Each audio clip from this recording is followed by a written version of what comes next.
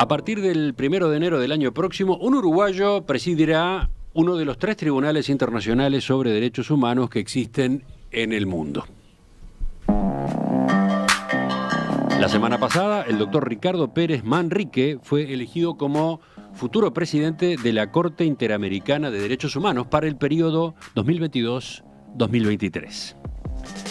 Este tribunal se ocupa de casos sensibles en los cuales un Estado incumple el Pacto de San José de Costa Rica, una convención que prevé derechos y libertades que tienen que ser respetados en el sistema interamericano. Si bien 25 países de la región, entre ellos Uruguay, aceptan su jurisdicción, las sentencias de esta Corte y los efectos de esos fallos suelen estar rodeados de controversias políticas, como bien sabemos acá. ¿Qué implica esta nueva etapa en su carrera? ¿Cómo ve la situación de los derechos humanos en el continente? Bueno, de ese y otros temas es que vamos a conversar en los próximos minutos con el doctor Ricardo Pérez Manrique. Doctor Pérez Manrique, buen día, gracias por acompañarnos. Buen día, un gusto como siempre volver a Perspectiva. Usted se recibió de abogado en 1973, ¿no? Sí. 1973. Año del golpe de Estado. Qué momento, justo, ¿no? Recibí la noticia, recibí la noticia que me recibía de abogado a la aprobación de la última materia el día anterior al golpe. En la noche se dio el golpe de Estado. Qué impresionante esa coincidencia. Después, en 1989, ingresó a la magistratura, ejerció como juez, por ejemplo, en Bella Unión y Mercedes. Fue ministro en un tribunal de apelaciones de familia y luego miembro de la Suprema Corte de Justicia, concretamente entre 2012 y 2017. Después de acceder a la Suprema Corte, después de pasar por la Suprema Corte, ¿no consideró directamente la posibilidad de jubilarse? Bueno, la posibilidad de jubilarse estaba determinada por la Constitución. Lo que sucede es que yo realmente sentía que mi vocación de juez se podía seguir realizando. Tuvimos algún ofrecimiento respecto a la posibilidad de que el gobierno en ese momento, porque esta es una decisión del Estado, postulara mi candidatura a la Corte Interamericana, lo que acepté de buen grado, y estuvimos en una campaña que es realmente fascinante desde el punto de vista de lo que significa pasar de ser un juez nacional primero a ser candidato a una judicatura internacional y luego a desempeñar esta función. Yo siento realmente que esto es importante, estar en el lugar en el que estoy, para mí, para el país fundamentalmente, pero que esto es como una culminación de mi carrera de juez, y destaco que de los 3 jueces, somos 3 las personas uruguayas que hemos estado en la Corte Interamericana, el doctor Héctor Grossespiel, el doctor Alberto Pérez Pérez y yo. Destaco que soy el único que viene de los 3 que ha venido a la carrera judicial, los otros eran académicos, ¿verdad? Así que es todo un trabajo de seguir trabajando en la judicatura, en realidad es eso. Usted es uno de los 7 jueces de la Corte Interamericana de Derechos Humanos, ¿no? Exacto, sí. 7 jueces, de los cuales un dato muy interesante, tal vez no muy conocido en Uruguay, somos personas que tenemos las condiciones para integrar los órganos superiores de justicia en cada uno de los países. Tienen que ser personas de moral acreditada y vasto conocimiento en derechos humanos. Y este año se produce el 1 de enero la renovación. Por primera vez entran 4 nuevos jueces a la Corte que han sido electos en la última Asamblea General de la OEA. Y la novedad es que de los 4 nuevos jueces que vienen, 3 son mujeres, de Costa Rica, Chile y Argentina, y ingresa un juez de Brasil. Por lo tanto, quedamos 3 jueces en la Corte, vamos a ser 4 hombres y 3 mujeres, lo que implica, lo que es un reconocimiento al ascenso de las mujeres en los cargos de responsabilidad y de importancia, ¿no? Lo vemos con mucha satisfacción este avance. Enseguida quiero que usted nos cuente a propósito de cómo ha sido su experiencia y algunos casos en particular que le haya tocado manejar en estos 2 años que lleva allí en la Corte Interamericana. Pero antes me parece imprescindible, aprovechando la entrevista, repasar cómo funciona la Corte Interamericana de Derechos Humanos. ¿En qué tipo de situaciones interviene?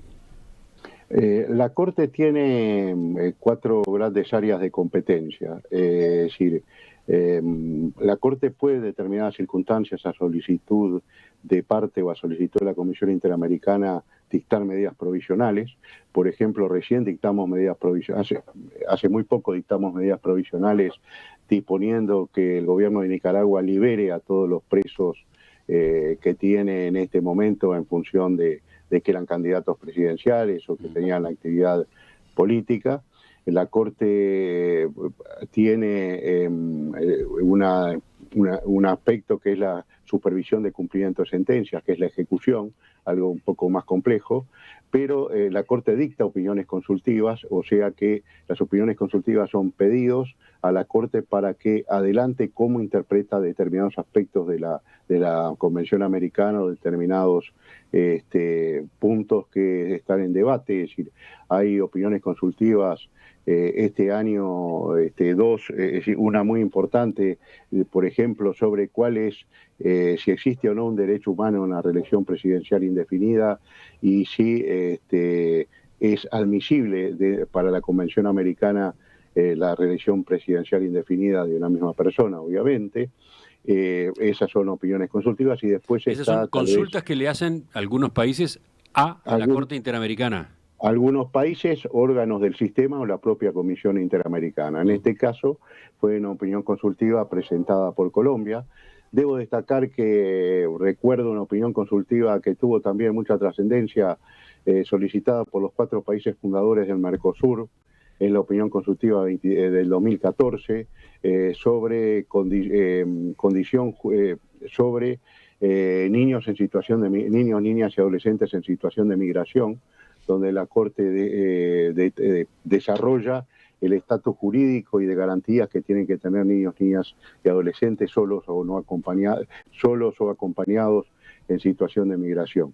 Y tal vez el aspecto más conocido de la Corte es lo que se llama la jurisdicción contenciosa, en la cual 20 estados han reconocido la jurisdicción de la Corte a los efectos de tratar casos en los cuales hay denuncias de particulares o de instituciones contra los estados puntualmente por violar derechos humanos. En ese caso, el asunto ingresa en el sistema a través de la Comisión Interamericana, que es una suerte de Ministerio Público Interamericano.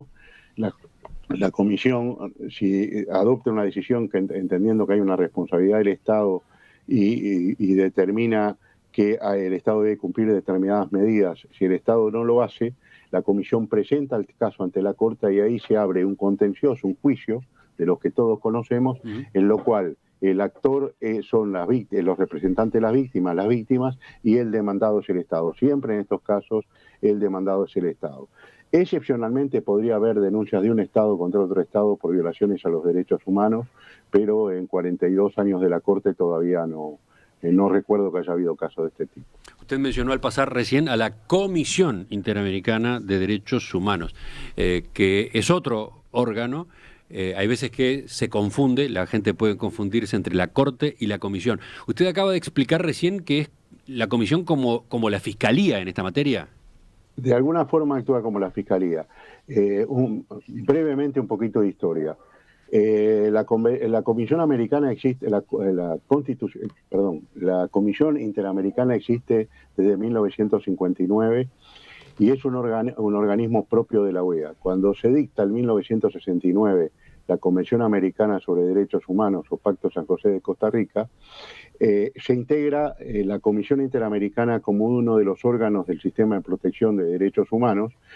La comisión funciona en Washington porque está en la sede de la OEA, y tiene, es decir, por ejemplo, el secretario general de la comisión, el secretario ejecutivo de la comisión es designado por el secretario general de la OEA. Recientemente hubo un debate sobre este punto.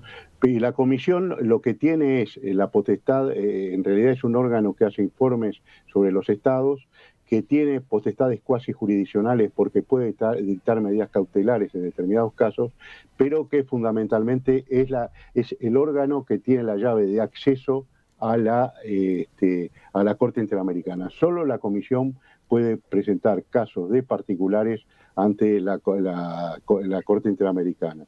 Esto era, en su momento, este fue el modelo que tenía Europa. Es decir, Europa tiene su comisión y tiene su Tribunal Europeo de Derechos Humanos que funciona en Estrasburgo. Este era el modelo europeo y Europa con el tiempo varió un sistema en el cual los ciudadanos tienen acceso directo al Tribunal Europeo. Yo, sinceramente, creo que los ciudadanos deberían tener acceso directo a la Corte. Esa es mi posición y bueno, siempre lo he manifestado. Creo que el acceso a la justicia debería ser interamericana, debería ser irrestricto. Pero eso, bueno, ese paso requeriría una reforma. ¿A qué nivel?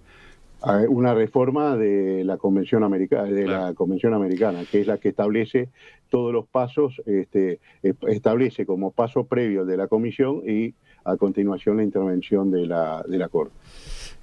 Para terminar esta introducción, apareció mencionada también en estos minutos, en más de una ocasión, la OEA, la Organización de Estados Americanos. ¿Cómo termina siendo la vinculación de la Corte Interamericana, la Comisión Interamericana de Derechos Humanos, con la Organización de Estados Americanos? Bien, digamos que la Comisión, vuelvo a repetir, fue creada por la OEA y fue un organismo de la OEA. ¿Y la Corte? La Corte es creada por la Convención Americana, es decir, al punto que la Convención Americana es de 1969 y la Corte se constituye en 1979. Tiene 42 años de existencia y es definido como un organismo judicial autónomo. ¿Cuál es la vinculación con la OEA? La vinculación con la OEA es, primero, la Asamblea General de la OEA designa los integrantes de la Corte Interamericana. Segundo, la OEA recibe anualmente un informe de la presidenta de la Corte en su asamblea, o el presidente de la Corte en su asamblea ordinaria sobre lo que ha hecho la Corte en el periodo.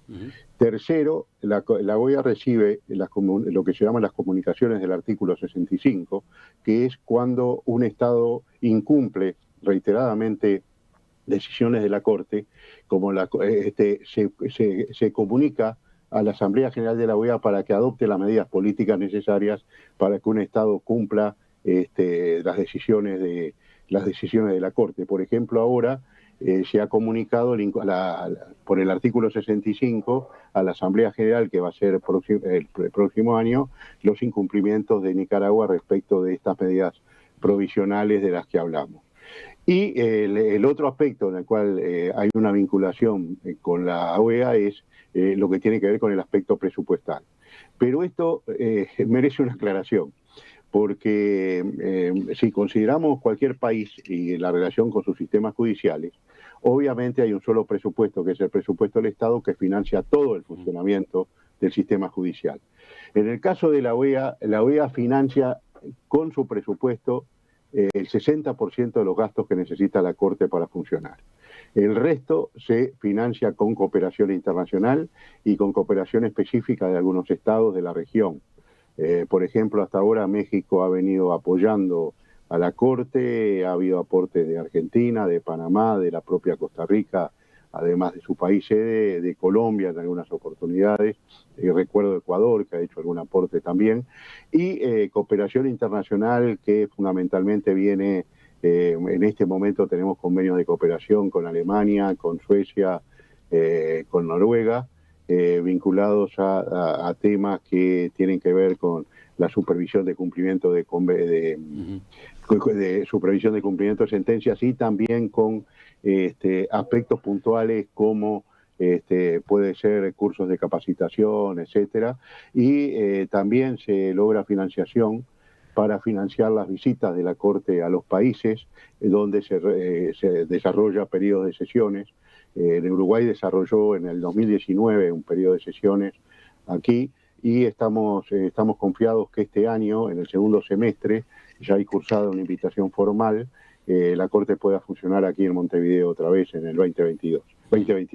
2022, perdón. A ver, sí. Dos preguntas más para terminar de entender bien a la Corte Interamericana de Derechos Humanos. Esta parte del financiamiento, ese 40% del presupuesto que viene de esos distintos orígenes que usted mencionaba, más de una vez ha dado pie a sospechas de sesgo, ¿no? Que la Corte Interamericana termine, digamos, teniendo sensibilidad o preocupación por tales o cuales asuntos o fallando de tal o cual forma porque hay detrás tales o cuales intereses, ¿no? ¿Qué responde usted en ese sentido? Yo lo que respondo es lo siguiente. Yo pensé que cuando ingresaba a un organismo internacional, alejado de mí definitivamente los temas presupuestales y los temas de conseguir dinero para que funcione un sistema judicial. Arriba a la Corte veo que estos problemas los tengo, siguen existiendo, y mi propósito es, de la misma forma que trabajé en la Corte nuestra, a favor de que haya una verdadera autonomía financiera, lograr que a través de la negociación con los estados y con los países de la región, que comprendan que es fundamental que la Corte sea financiada por el propio sistema.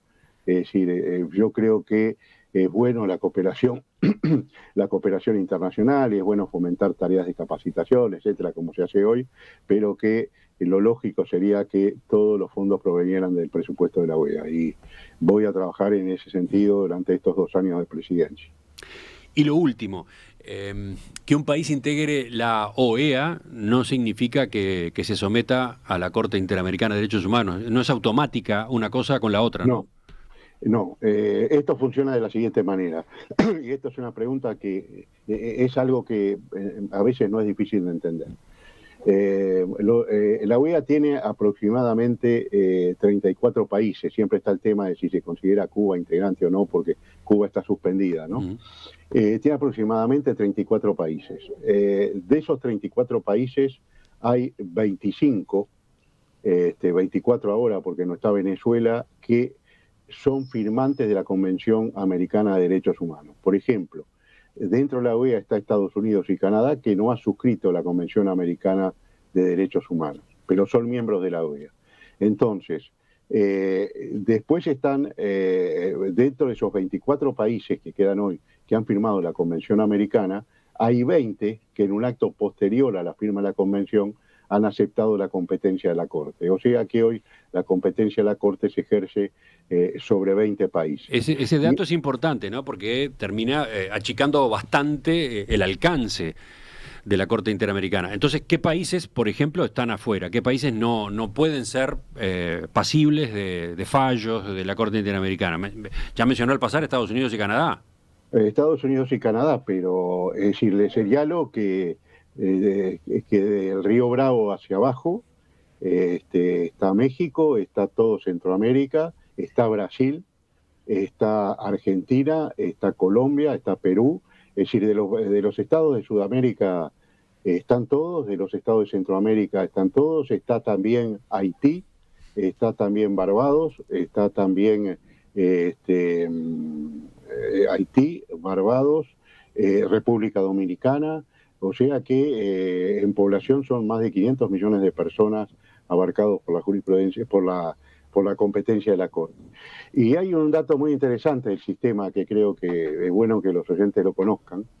Yo dije al principio que la comisión era un órgano de la OEA, y como es un órgano de la OEA, su competencia no se restringe a países que han firmado la convención y adherido a la Convención Americana. Por lo tanto, la Comisión sí tiene competencia para atender casos de Estados Unidos y de Canadá. De hecho, lo ha hecho y ha tenido comisionados de Estados Unidos. Este año Estados Unidos propuso un candidato a la comisión que no salió electo, y eso hace que pueda, digamos, llegar hasta el proceso de decir que, por ejemplo, Estados Unidos o Canadá u otros estados del Caribe, que son los que donde hay una mayor cantidad de estados que no han adherido, puede llegar a decir que un estado tiene responsabilidad, pero no puede presentar el caso ante la Corte. Esa es la diferencia. Enseguida retomamos la entrevista con el doctor Ricardo Pérez Manrique, juez de la Corte Interamericana de Derechos Humanos, que el 1 de enero próximo asume como presidente de esa Corte. Nos va a interesar conocer ahora casos concretos los más interesantes, los más importantes en los que le haya tocado desempeñarse. Bueno, y por supuesto también que implica ahora pasar a ser el presidente en los próximos meses. El juez uruguayo Ricardo Pérez Manrique, que fue presidente de la Suprema Corte de Justicia acá en nuestro país, acaba de ser electo futuro presidente de la Corte Interamericana de Derechos Humanos, un cargo que asumirá el 1 de enero de 2022 y en el que se mantendrá hasta el 31 de diciembre de 2023. ¿Qué implica esta nueva etapa en su carrera a partir de la experiencia que ha desarrollado como juez de esa Corte en estos últimos años? Bueno, estamos conversando con él esta mañana, también con preguntas de ustedes. ¿Conocen la Corte Interamericana de Derechos Humanos? ¿Les sirvió este repaso que hicimos recién? ¿Tienen dudas? ¿Tienen alguna inquietud en especial? Por supuesto, las preguntas siempre son bienvenidas. Doctor Pérez Manrique, hace unos minutos repasábamos la historia reciente suya, ¿no? Usted ingresó a la Corte Interamericana en 2018. Fui electo en el 2018. Fue electo en 2018, ingresó 1 de enero 2019, o sea que lleva dos años, casi tres a esta altura, ¿no? Bien, entonces, en este periodo, ¿en cuántos casos le ha tocado desempeñarse? Bueno, han sido muchos. La Corte emite un promedio de 22, 23 sentencias por año. Son casos grandes. Después la Corte emite una cantidad de resoluciones, opiniones consultivas, etcétera. Yo pensaba en que usted me había anunciado que me iba a preguntar en qué casos había intervenido. Yo voy a citar 3 casos que a mí particularmente me conmovieron y en los cuales todos trabajo con mucho cariño, pero estos generaron como una atención particular. Sí, eso era algo de lo que quería saber, ¿no? ¿Cuáles consideraba usted, no sé, más relevantes? Y ahora nos explicará por qué. Sí, mire, nosotros en el año 20 sacamos una sentencia que se llama Fábrica de Fuegos Artificiales, un largo nombre, Santo Antonio do Jesús versus Brasil. Este caso es muy conmovedor porque en el estado de Minas Gerais existe es decir, yo no sabía, en pirotecnia, un tema que está de moda aquí, Brasil es el segundo exportador de pirotecnia del mundo y generalmente se hace la preparación de estos fuegos artificiales de una manera irregular. En este caso era en un pueblo en el estado de Bahía, en el cual se fabricaban las clásicas bombas brasileras que nosotros conocemos, se fabricaban en unas carpas y se pagaba a fazón, es decir, por cantidad de cohetes producidos se pagaban. Eso hacía que era necesaria la velocidad de mano, por tanto mujeres y niños eran quienes estaban encargados de trabajar. Un buen día se produce una explosión y mueren decenas de mujeres y de niñas, y lo que para mí fue muy conmovedor, muere una madre con su hijita en su vientre y esa hija salvada, y fue una de las personas que compareció ante la Corte. Ahí se condenó al Estado de Brasil por no prevenir estos casos, por no haber fiscalizado correctamente, porque no han tenido una inspección de trabajo que evitara estos problemas, y se hace un desarrollo muy importante de algo que es reiterativo en la Corte, que es cuando las personas sufren lo que llamamos una discriminación estructural. En este caso eran todas mujeres negras, pobres, niñas que estaban en la misma situación, y para mí fue un caso muy conmovedor y una sentencia que ha generado mucho debate. Dos preguntas sobre ese caso. Sí. ¿Qué implicó entonces? ¿Cuál fue el resultado práctico de esa sentencia?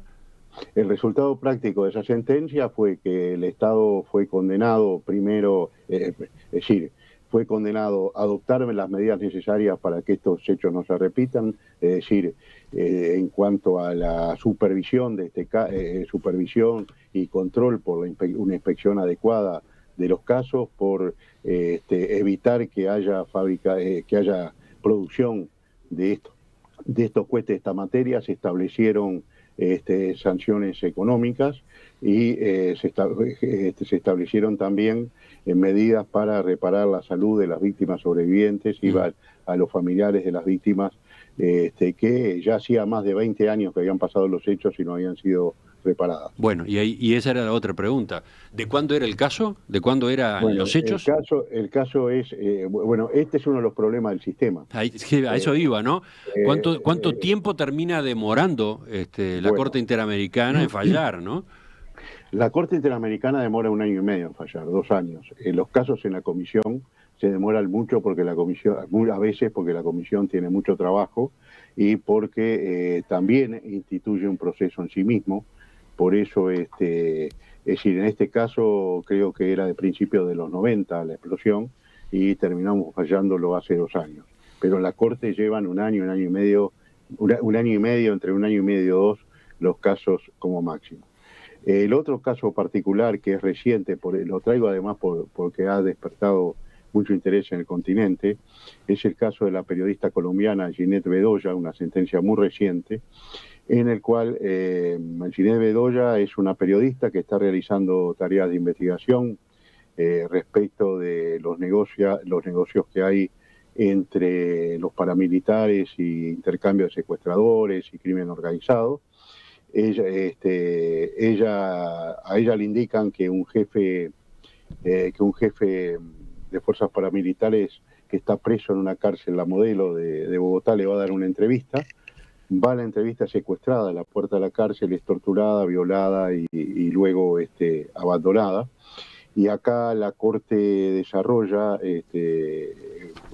los principios elementales y de protección de periodistas, las 3 reglas, las 3 P: prevenir, proteger y procurar justicia en los casos de crímenes contra periodistas. Desarrolla la perspectiva femenina, la perspectiva de género que muchas veces hay en la persecución contra los periodistas y las periodistas, y entre otras cosas hace mención al acoso en redes que se realiza cuando se pretende vulnerar a los periodistas y a las periodistas, y que siempre el objetivo que cuando un periodista o una periodista sufre algún tipo de atentado contra su vida, contra su integridad personal, contra su propiedad, etcétera, etcétera, una de las líneas de investigación tiene que ser su función de periodista, porque es una función de alto interés público que lo expone a determinados riesgos que una persona común no lo hace. En este caso el Estado no atendió las amenazas que sufrió esta persona. Esta persona fue secuestrada pese a que supuestamente el Estado estaba enterado que había ese riesgo.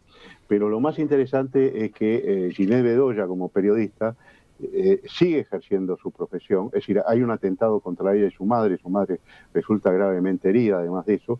Pero lo más interesante es que pasa el tiempo, ella sigue trabajando y después es secuestrada por la FARC. Con lo cual se demuestra que los atentados vienen de todos lados, ¿verdad? Es decir, en este caso una cooperación evidente entre las fuerzas estatales y los paramilitares, pero también aparece la otra parte o la otra pata de la sota que está involucrada en atentados contra la libertad de expresión. Y ahí Colombia fue condenada. Y acá quiero destacar 2 de las condenas que se impuso a Colombia. Una fue la necesidad de crear un centro de memoria y justicia a los efectos de considerar este tipo de asuntos, la obligación de crear material audiovisual con una campaña que promueve esta periodista en Colombia, No es hora de callar, para denunciar los crímenes y violencia contra los periodistas.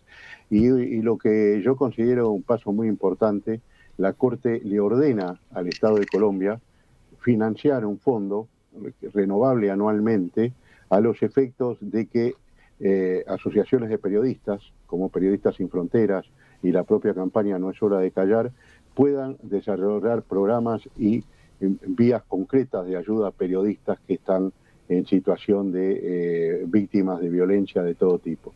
Y quiero destacar un fenómeno que felizmente no existe en el Uruguay, pero que existe en la región, que es el desplazamiento interno de periodistas. Es decir, un periodista, supongamos, un periodista que escribe en Artigas, molesta en Artigas, lo empiezan a acosar y para para preservar su vida y su propia libertad, tiene que irse de Artigas a vivir a otra ciudad a los efectos de poder salvar su propia vida. Y esto hace que sea silenciado. Siempre los crímenes contra periodistas tienen por objetivo el silenciamiento y la censura o la autocensura en la libertad de expresión. Y finalmente, otro caso que esta es una opinión consultiva solicitada por el Estado de Colombia. Dice usted, es una opinión consultiva solicitada por el Estado de Colombia, ¿no? Por el Estado de Colombia. Es una de las posibilidades de participación, de intervención de la Corte Interamericana, según usted describía recién. Concretamente, ¿qué es lo que pide, qué es lo que quiere saber el Estado colombiano? Bien interesante. Bueno, el Estado colombiano formula una serie de preguntas que las podemos resumir en dos. Si existe o no un derecho humano a la reelección indefinida de un presidente en un régimen presidencialista, obviamente. Y la segunda pregunta, que era más general, atendía a cuál era la relación entre una eventual reelección indefinida y la democracia representativa. ¿Cuáles son los antecedentes de esto? De que había algunos tribunales constitucionales que, invocando el artículo 23 de la Convención Americana, que establece el derecho a la participación política como derecho a elegir y ser elegido, que yo como persona tenía un derecho, que ese derecho era irrestricto y tenía derecho a ser reelegido indefinidamente, en este caso puntual, en la presidencia. La Corte entiende que por las particularidades que tiene el ejercicio de la presidencia y por los riesgos que esto implica para la democracia representativa y para la afirmación de hegemonismos que terminan restringiendo derechos, y fundándose en un documento muy importante que a veces olvidamos del sistema interamericano. Yo creo que junto con la Convención Americana son de los documentos más importantes.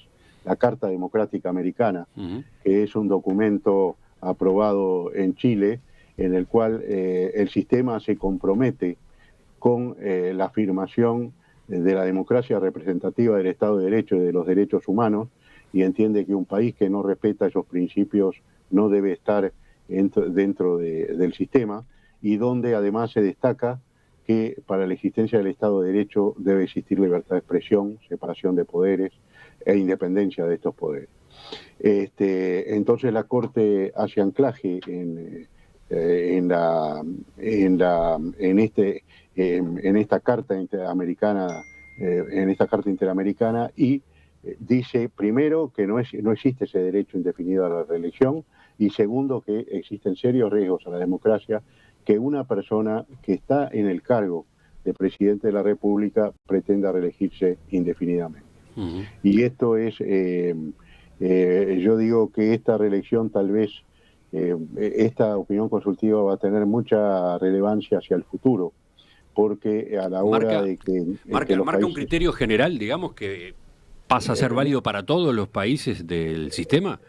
Claro, lo que establece cuál es el sentido o el valor de la democracia representativa, de una opinión consultiva. La Corte dice de qué manera debe interpretarse la Convención Americana y en este caso las reglas del sistema. Esto permitirá en el futuro determinar, eventualmente será un esquema de interpretación aplicable en todo momento por los estados y por la propia Organización de los Estados Americanos. Pero también esto constituye una interpretación auténtica de la Convención Americana que la Corte va a tener en cuenta si se judicializa algún caso de este tipo. Entonces, eventualmente podría ser de utilidad también para una solicitud de medidas provisionales para detener un proceso que tienda a hacer efectiva una reelección indefinida. O sea, pero a ver, estas son las potencialidades que tiene una declaración de este tipo, ¿no? ¿Queda fijado el criterio? ¿O bueno, en el futuro otra integración de la Corte Interamericana de Derechos Humanos puede laudar de otra forma? Bueno, podría eventualmente plantearse una nueva opinión consultiva, no exactamente en estos términos, o podría, en un caso contencioso con una nueva integración, variar algún aspecto de lo que se dijo en la opinión consultiva. Ahora, históricamente, la Corte ha seguido sus opiniones consultivas. Por ejemplo, hay una opinión consultiva que se llama colegialización obligatoria de periodistas, que es de 1985, donde Costa Rica le pregunta a la Corte si es convencionalmente admisible establecer que para ser periodista hay que registrarse en un colegio. Es decir, como acá hoy existe el colegio médico, es decir, si para ser periodista hay que estar en ese colegio. Y la Corte ahí desarrolla en 1985, en un documento breve, pero que a mi entender es extraordinario, todas las bases de lo que va a ser su jurisprudencia posterior en materia de libertad de expresión. Es decir, la Corte tomó eso como una base de lanzamiento para hacer otros desarrollos jurisprudenciales en la misma línea y positivos. Esto no quita que pueda eventualmente haber un cambio, pero tiene ese gran valor. Y en general, y su pregunta viene muy bien para que yo pueda hablar de cuál es la trascendencia que tienen las sentencias de la Corte. Más allá de que son complejas, son lo que se llaman sentencias estructurales, en cuanto a que las sentencias toman medidas que tienen que ver desde el pago de indemnizaciones con modificaciones legislativas o orientaciones de política en general, de políticas de Estado para prevenir la violación de derechos. Es decir, las sentencias tienen un valor en sí mismo, que es el reconocimiento de la situación concreta, pero también a través de lo que se denomina control de convencionalidad, de que los contenidos de estas sentencias y de estas opiniones consultivas son utilizadas por los jueces y juezas nacionales a los efectos de dictar sus fallos en el orden interno. Entonces, ese diálogo jurisprudencial entre la Corte y los tribunales nacionales es muy importante y es lo que da realmente trascendencia a lo que la Corte hace, más allá de cumplimiento o incumplimiento puntual de algunos aspectos por parte de los Estados. ¿Qué pasa si un Estado no cumple con una sentencia de la Corte Interamericana? Bueno, si un Estado no cumple, es decir, el Tribunal Europeo, es decir, el Tribunal Europeo de Derechos Humanos, que funciona en el marco del Consejo de Europa, no de la Unión Europea, que tiene su propio tribunal, el Tribunal de Justicia de la Unión Europea, que funciona en Luxemburgo. Cuando se dicta una sentencia, la sentencia pasa al Consejo de Ministros y adquiere estatus político la ejecución de la sentencia. En el caso nuestro, la Convención Americana no prevé ese estatus político. La Corte supervisa el cumplimiento, le pide a los Estados informes, va marcando los avances, los retrocesos, y cuando hay una actitud del Estado de negatoria de cumplimiento, tiene ese resorte por el artículo 65 de comunicar a la OEA para que su Asamblea General tome las medidas pertinentes respecto de un Estado que incumple reiteradamente las sentencias de la Corte. Y acá hay indudablemente, y esto es un tema obviamente de responsabilidad de los Estados, pero bueno anotarlo, que un Estado que no cumple la sentencia de un tribunal internacional a lo que se comprometió al firmar la Convención Americana, hay dos reglas en el derecho internacional básicas, que son lo que se llama la regla pacta sunt servanda, es decir, los tratados una vez que se firman deben ser cumplidos de buena fe, y dos, que no se puede invocar el derecho interno para no cumplir una obligación internacional.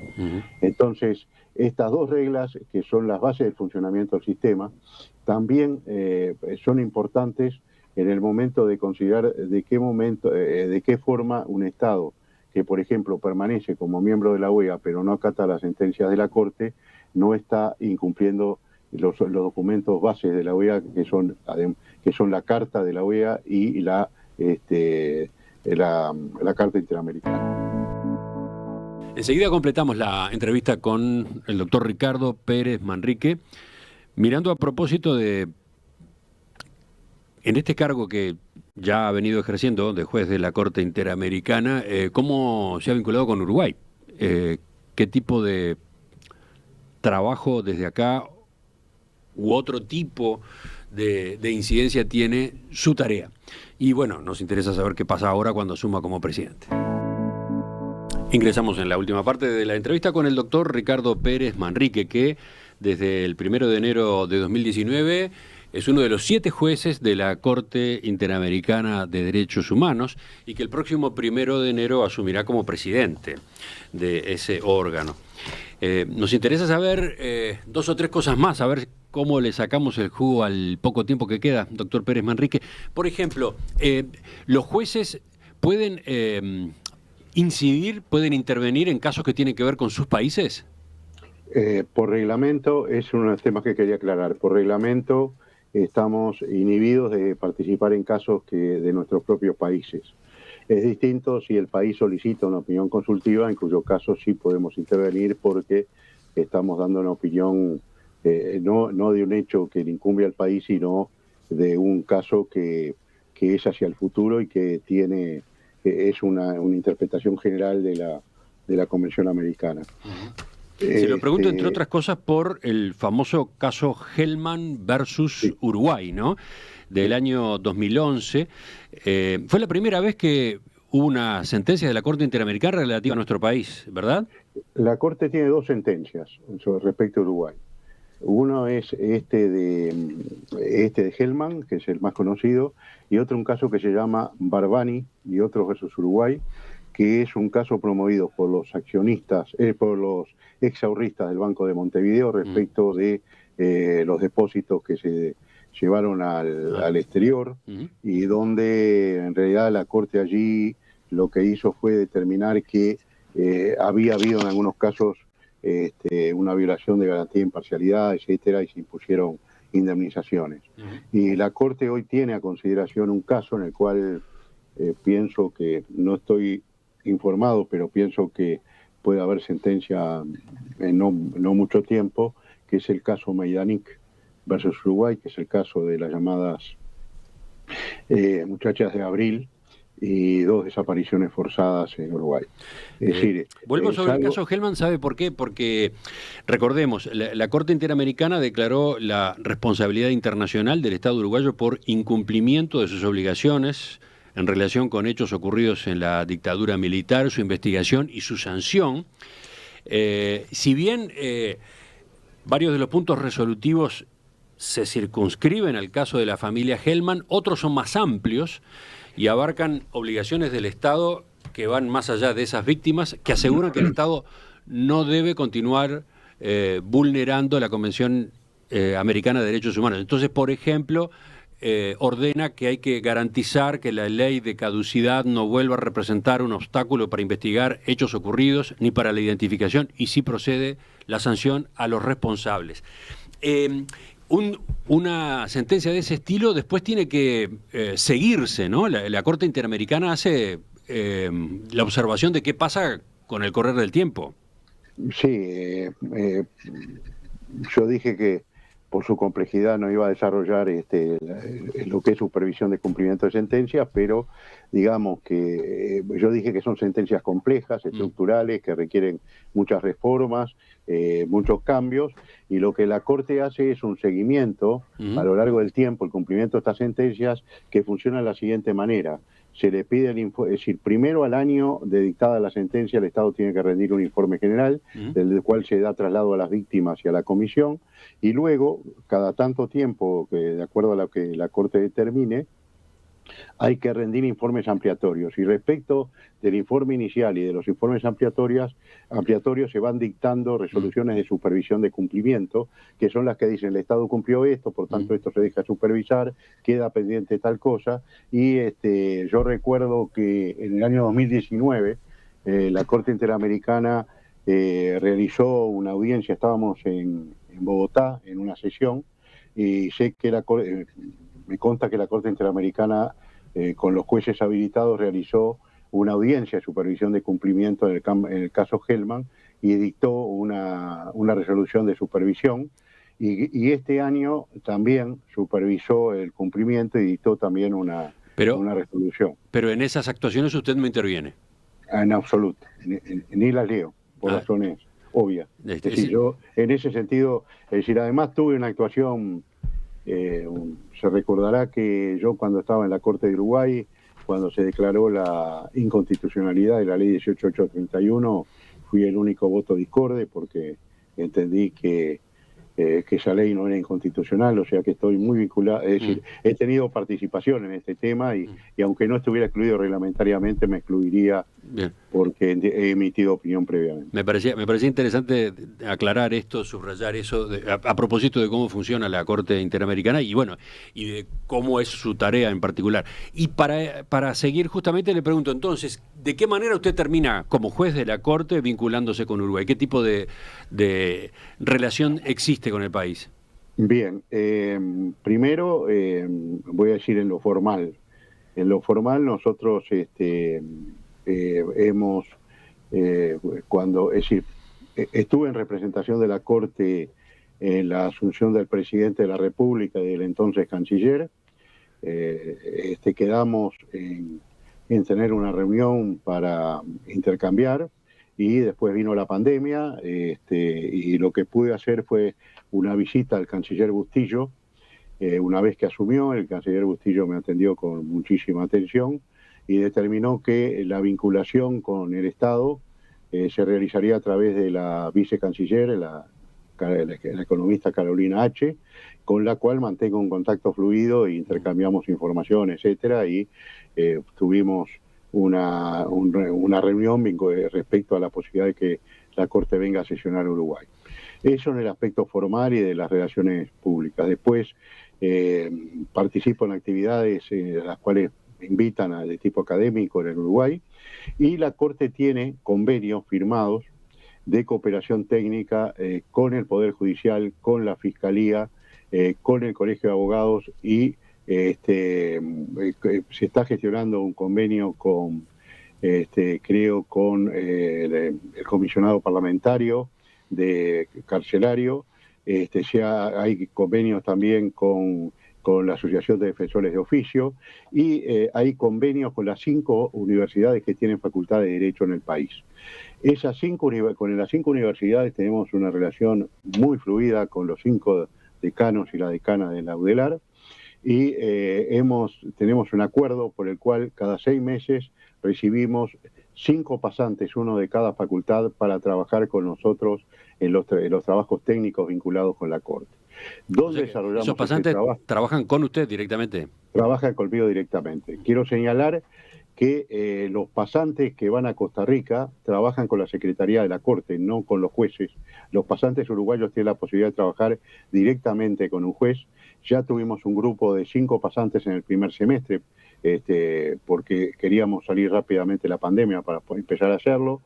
Hoy tenemos 5 pasantes más y vamos a seguir con 10 pasantes por año. En los años que me quedan de mandato, van a haber 40 personas que son estudiantes avanzados de Derecho y que se van a recibir, que van a estar con un altísimo grado de preparación en materia de derechos humanos y de sistema interamericano.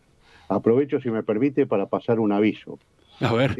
El 10 de diciembre, Día de los Derechos Humanos, entre 11:30 y 12 en el edificio Mercosur, hacemos un acto de entrega de los reconocimientos a los pasantes de este semestre y recibimos a los pasantes de los otros semestres, donde participan los 5 decanos de las 5 universidades y donde tenemos prometido, porque también está colaborando con nosotros, la participación de la vicepresidenta de la República.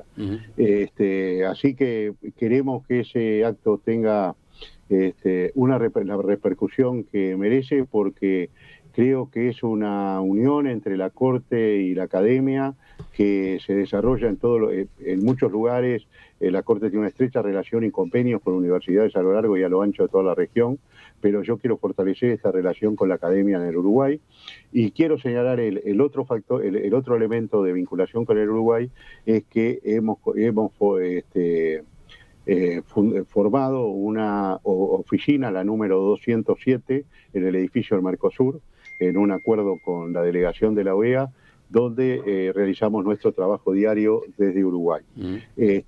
Aclaro, porque a veces... Me queda la pregunta de si ahora, cuando asuma como presidente de la Corte Interamericana, va a tener que estar instalado usted permanentemente en Costa Rica. No tenemos que estar... El cargo de presidente es el único de la Corte que tiene dedicación exclusiva, lo que no significa que yo tenga que ir a vivir a Costa Rica. Voy a tener que viajar mucho más de lo que viajo ahora. bueno, ahora no viajaba por la pandemia, pero de lo que viajaba normalmente, pero mi propósito es seguir manteniendo el vínculo absoluto con Uruguay y seguir manteniendo el régimen de pasantías y la oficina.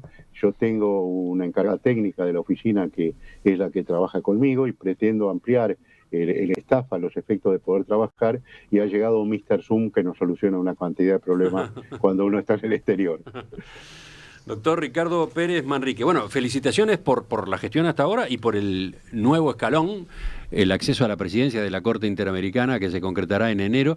Capaz que justamente en ese momento volvemos a charlar a propósito de las tareas concretas que implica el cargo, de las diferencias que a partir de ese momento tiene en su responsabilidad en ese organismo internacional. ¿Le parece? Cómo no, yo estoy viajando a San José 26, 27 de enero, así que antes de esa fecha, o cuando ustedes gusten, nos coordinamos. A la orden. Seguimos en contacto entonces, hasta pronto. Muchas gracias.